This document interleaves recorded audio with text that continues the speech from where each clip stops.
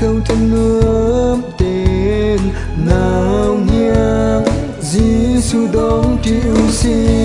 Merry Christmas tan cánh phan tan Giêsu cho ni si Israel chiều khang cánh bật thiên lấy chung về là bê tu vui an chuộc ta lấy a rần đầy nạc lên xe sang bi và na thăng chân si xe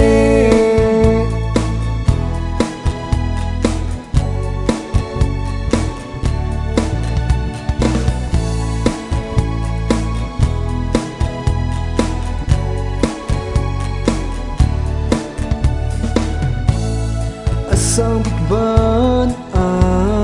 van mi zai he do an sa hi walai hi ren dei na leng se ti ni ta mong boy nau nhau pe kan si lung thâu thung nom te nau nhau Giêsu đón triệu si Merry Christmas tan cánh phan tan Giêsu cho ni si Israel chiều khang cánh bật thiên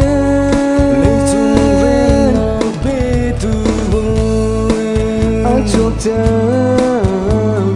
lấy a rần đầy nạc lên xe sang bi và na thăng chân si xe